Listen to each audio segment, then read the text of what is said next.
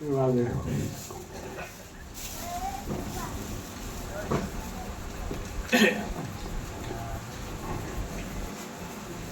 ગુરુ ગુરુ કેને કહેવાય? ગુરુ એટલે રૂ. ક્યાંય પાણી ઢોળાડવું હોય, દૂધ ઢોળાડવું હોય, ચા ઢોળાડવું હોય, એના માથે રૂ મૂકો એટલે એને ચોવી લઈએ. એમ ગુરુ શિષ્યનું દુઃખ સૂચે છે અને પ્રમાણ આપેલું છે. ગુરુ અને શિષ્ય,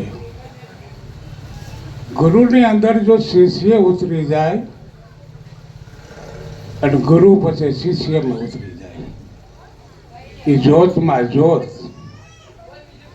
ઓટોમેટિક પ્રગટ થાય. એટલે જે મારાથી બન્યું અટાલ લગી આ સંસ્થાને જાળવી છે. આજથી આ સંસ્થાને મારા શિષ્યને એને અર્પણ કરું છું. એ સંસ્થાને જાળવે અને ખૂબ વધારે એવો મારો આશીર્વાદ છે. કારણ કે ગુરુને ઓળખવામાં યોગ વ્યા જાય છે. મને મારા ગુરુએ દીક્ષા આપી તો હજી હોતે મને કાંઈ ઘટ્યું નથી. તો હું મારા શિષ્યને આપું છું, મને ખાતરી છે કે મારા શિષ્યને કોઈ વસ્તુ ઘટશે નહીં. અને પરંપરા, કારણ કે સાધુની ખેતીવાડી કોણ? અમારે કોઈ બંગલા નથી, અમારે કોઈ કારખાના નથી, અમારે કોઈ મિલ નથી. જે સમાજ છે, જે જગત છે, જે સતી સેવક છે, એ જ અમારું ઉદ્યોગ, એ અમારું કારખાનું. અને એ સતી સેવકને ભગવાન ખૂબ ધનવાન બનાવે. અને ધનવાન બનાવે જો કૂવામાં હોય તો આવેડામાં આવે, પણ કૂવો જ ખાલી પીડ્યો હોય તો કાંઈ આવેડામાં ના આવે. તો તમામ વસ્તુ ભરેલું આશ્રમ, ખાલી નથી, ભરેલું છે. આખું ભરેલું આશ્રમ આપું છું. અને મને વિશ્વાસ છે આમ નામ ભર્યું રહેશે અને વધારશે, એ પણ મને ખાતરી છે. પરબની પરંપરા દેવીદાસ બાપુ, રોડા પીર, માનણ પીર, આ બધા સંતો અમારી પરંપરામાં આમના માયલું આવે છે. ગાદી પછી ગાદી, ગાદી પછી ગાદી. કારણ કે સંસારીને દીકરા, 5 દીકરા હોય તો એમાં સારો દીકરો હોય ને એને વ્યવહાર આપે. દીકરા બધા હરખા હોય પણ કાંઈક કરી શકે એને વ્યવહાર આપે. તો અમે ચેલા બનાવીએ છીએ. નાદ અને બોધનો બેનો વિસ્તાર છે. આ વિસ્તાર નાદ બોધનો છે. તો એ વિસ્તારને અમે ચેતન આપીએ છીએ.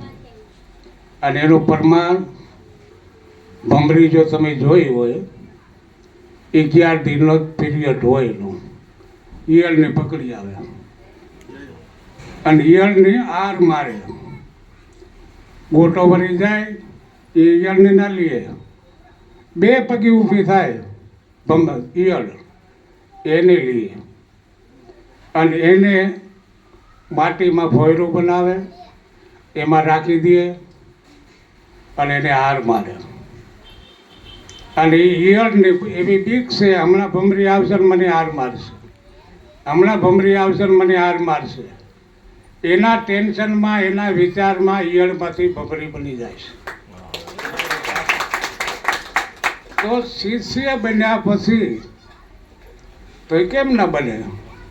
હું આજ ગુરુ છું તો કાલ સવારે એ ધર્મગુરુ બનશે, અને ધર્મગુરુ બનશે તો હું તો એ આશીર્વાદ આપું કે ધર્મગુરુ બની અને વાણી તમારી વધારો,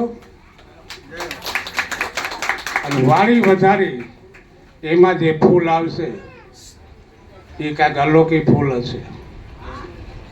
અને એ ફૂલની સુગંધ તમે લેશો ત્યારે જગતને ખબર પડશે કે આ ફૂલ છે. અને એમાં એની અંદર એવા બધા ફળ આવશે. ધર્મરૂપી આંબો, આ આંબો જ છે, આશ્રમ નથી, આંબો છે ધર્મનો. અટાણ લગી આંબાની પાણી મેં પાયું અને મને ફળ મળ્યું. કેટલા ફળ મળ્યા? 5 ચેલા છે, 5 ફળ મળ્યા. પણ એમાં કોઈક બગડેલા નીકળે. પણ એ ફળ આવ્યું હાથમાં એટલે મને નક્કી થયું કે આ ફળ મીઠું છે. એટલે એવી રીતે તમે આંબાનું પાણી પાયા રાખશો તો આમાં ફળ આવશે. અને એ ફળનો પ્રસાદ તમે લેશો એટલે તમને સુગંધ આવશે. અને એ સુગંધ સમાજમાં ફેલાવો, એ સુગંધ સમાજમાં ફેલાવો. સમાજ તમારા ચરણમાં આવશે. સાધુ બનીને રહેવું નહીં, ડિંગમર થઈને રહેવું નહીં. અમારા સેવાદાસ બાપુ કહેતા, ઘેડમાં જાય ને એટલે બધા મેર લોકો કહે બાપુ બાપુ આવ્યા, બાપુ આવ્યા. તે સેવાદાસ બાપુ કહેતા કે એ ભાલામણ બાપુ બાપુ કરો માં. અમે અમારા મા બાપના પેટ ઠાર્યા નથી, મા બાપના પેટ ઠાર્યા નથી, એના ખોરા તોડીને આવ્યા છે. તો અમે બાપુ લાયક નથી. ખાલી અમને સેવક કયો, કારણ કે બાપુ બનવું કાંઈ હેલું નથી, અઘરું છે. સેવાદાસ બાપુ કહેતા કે અમે તો આ જગતના શેઠીના ચાકર છે. જગત અમને કહે બાપુ આ 10 લાખ રૂપિયા તમારે આ પ્રોગ્રામ કરવાનો છે, એટલે અમે જગતના નોકર છે. જેટલા સાધુ છે જગતના નોકર છે. ઓલા તો પૈસા દઈને યાદ આવે છે, ધંધે તમારે લાગવું છે. ઓલા 5 લાખ દીધા એનું શું કરવું? એને વિગતથી વાપરવા, વિગતથી રાખવા. એટલે સમાજના નોકર બનીને અમે રહીએ છીએ. કોઈ મન તરીકે અમે રહેતા નથી, અને મન તરીકે અમને કોઈ હિસાબ પણ નથી. અમને તો એક જ છે, નોકર ભગવાન, ભગવાનના નોકર બનીને રહી અને ભગવાન અમને નોકરી કરશે પગાર આપશે. હવે આટલા શબ્દ બોલી મારી વાણીને વિશ્રામ આપું. અને ધીરુભાઈ બ્રાહ્મણ અને અમારો મુખ્ય આ જગ્યાના જ્યારે જ્યારે મારે કામ પડે, બ્રાહ્મણો તો આ જુનાગઢમાં ખટારા ભરાય એટલા છે. પણ મને એક છે કે ઘડી ઘડી લગ્ન ન કરાય, પછી ગરગરણા કહેવાય. બીજી વખત કયો ને એ ભાઈ ગરગરનો કહેવાય. એકવાર જેને પકડ્યો હાથ એને મૂકવો નહીં. એને તમે હાથ નહીં મૂકો તો એ તમારો હાથ નહીં મૂકે. એટલે આ રીતે હું ધીરુભાઈને આપું. 5 શબ્દ આશીર્વાદના આપે, અને જે એની કાલી ખેલી ભાષામાં આપે. અને મને જે આવડ્યું એ હું બોલ્યો. તમને સારું લાગ્યું હોય તો ભલે, અને ખરાબ લાગ્યું હોય તો ભલે.